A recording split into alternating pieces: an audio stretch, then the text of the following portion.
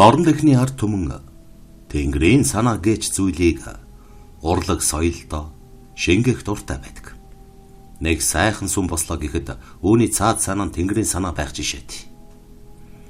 Өөрөөр хэлбэл Тэнгэр л ийм сүм болгохыг сонсон учраас бодит амьдрал дээр саадгүй биелэлээ оллоо гэх мэтээ. Тэнгэрийн санаа хэмээх үзлийг ялангуяа манж хятадын хаадууд олон зуун жилийн турш төр барих бодлогынхоо гол түлхүүр болгосоор ирсэн юм. Өнөөдөр ч их хятад гүрэн эв нэгдэлтэй байгаагаа чухам Тэнгэрийн санаа гэсэн ухагт хуунаар тайлбарладаг.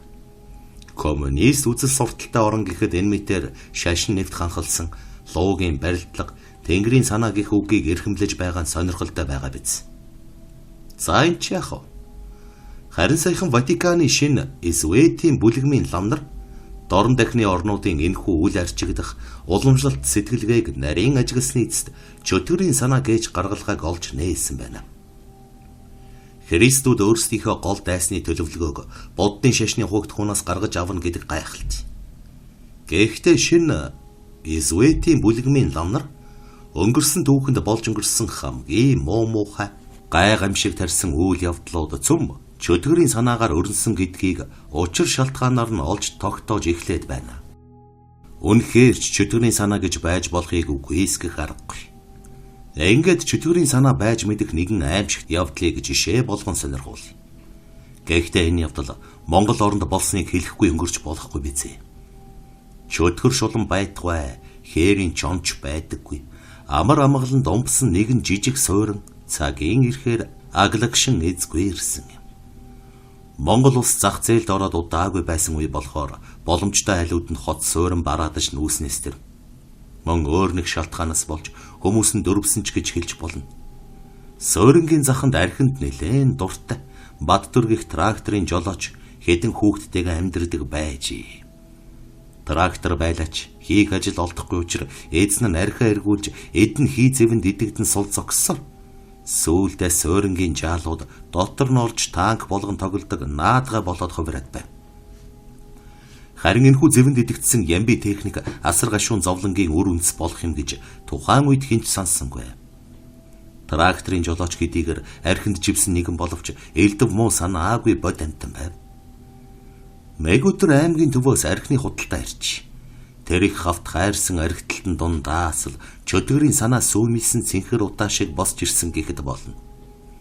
Мөн энэ үед суурин 20-од жилийн өмнө бий болохоос эхлэн суурьсан 3 хөгшин араасаа цоврон өнгөрч тэрхүү 3 хөгшний шарлыг суурингаас гол гүйхэн уулын ингэр тавиад байсан бөгөөд үүний дараахан тэрхүү аимшигт явдал болж өчнөө хүний шарил тэрхүү уулын ингэрт нэгэн зэрэг ирээсэн нэг талаар хачирхалтай.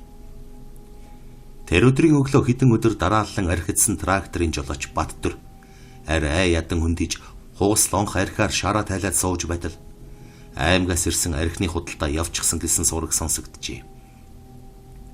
Энэ мэдээ дөнгөж өндийгөөд төмпөн дээр тонгойн сууж байсан олон хүний зүрхийг зүсэн шархлуулсан нь мэдэж.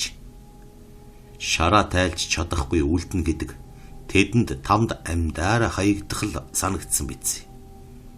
Ингээд өмд гуталгүй ус халимг нь өрвийсэн баахан ирчүүд Баттүрийн гэр цугларсан байх юм. Архины наймачдын араас хөөж гүйцэх хөдөлдөг дөрвөн дугуйтай техник ганцхан Баттүринд байснаас тэр архины наймачид зам зур нутгийн баян сунд үе жавынд бууж хүүгийнх нь авсан 20 архины өрөнд хоньмал авахаар тэдний цаатаад байна гэсэн мэдээллийг архичдын нэг нь олж ирсэн учраас шууд л санд үе жавынд давхиж хүрийг эзхэж байжээ. Тэрч байтугай хаанаас ч 2 годрон хөтлөөд ирчихсэн. Баттүрийн тракторын чиргүүл дээр шидэх гээд зогсож байсан байна. Гэвч Баттүр тэднийг дагаад юугүй босоод гүйчихсэнгүй. Трактор асааж хөдөлгөх шатхуун тас байхгүй шүү дээ. Гэхэд нэг нь дотор өмдтөөгөө гарч гүйгээд 20 канистрын талаас дээхнүр төлс шалоод ирсэн байг. Ингээд хагас жил орчим хүүхэд багчуудын тоглоом болон ноолуулж байсан тракторын кабинд Баттүр тэргүүтээ салганаж чичгэнсэн 2 ир сууж шаардсан 2 нь чиргүүл дээр хүлээстэй 2 борлонгоо тэврээд хөдөлжээ. Харин бусдын тэдний гэртэл хүйтэн ус балган тэсч байхаар үлдсэн юмсан чи. Трактор суурингийн хажуугаас айж ухан хөдөлсөн нь гол замаар орж хар утаа хайлан огцом хурдлах үед Сэтгэл нь хөдөлсөн Баттүр нөгөө хэд рүүгээ маасган хоёр борлонгоо тус бүрийг нь 6 шил архиар соличихулж хэмээгээд хурдаа нэмэхэд цаадуулан ч дуу нэгтээ толгой дохиж явжээ. Харин энэ үед трактор доошоо огцом иргэдэг бяцхан толгой дээр хүрээд ирсэн бөгөөд Баттүр жолоогоо хүчтэй мушгсан боловч трактор нь тэс хөндлөн дайрч гараад толгой руу хар хурдаараа шуугаад алга болсон байдаг. Яг тэр толгойн доор хоёр айл байсан тул манер гар торомзоо хичнээн татсан боловч ажилсангүй. Хагас жил дээгүр доогуур нь орж нуугдан тоглосон жаалууд хамаг удас шөрөмсийг нь тастаад хайчихсан бололт. Ингээд чиргүүлдэ түргцсэн трактор яг өмнөө байсан хоёр гэрийг яах ихийн зургүй нэц дайрч гараад модон пингийн тулгуур багныг мөргөн зогссон байгаа юм. Юу болоод өнгөрснийг хинч тэр дор нь ойлгосонгүй. Яахын аргагүй хэргийн эзэн гэсэндээ Баттүр кабинасаа бууж цөм дайруулсан гэрийн химхэрхий дээр очисон бөгөөд тонгойн харуута гэнэтхэн янгэнтэл орилон цамнаж гарсан байгаа юм. Хоёр гэрт хүүхэд хөгшөд нийлсэн 4 хүн байсныг бүгдийг нь няц дайран хүн өөсөн байхыг бусд нь бууж ирсэн хойноо сая ухамсарлан балмагдаж зогтусчээ. Машин трактор айлын гэр цөм дайрч байсан тохиолдол нэг бос удаа гарч байсан ч ингэж 4 хүний амьд хүрч байсан удаагүй. Гэвч гайвгаар дууссангүй. Юу болсныг цочор ойлгосон Баттүр үсээ зулгаан эмч дуудаа чээ гэж орилж байгаад гэнэтхэн ухаан нь солигдоод галзуурчихсан байна. Тэр байр шүдэн хавран шүлсээ гоожуулж хэмх дайруулсан айлын бутарч унсан дүлээний хайрцаг руу гүйччод тэнд байсан хурц сүхийг шүүрэн авмагцаа хажуудаа зогсож байсан аригчин ирийн толгой руу буулгаж орхисон байгаа юм.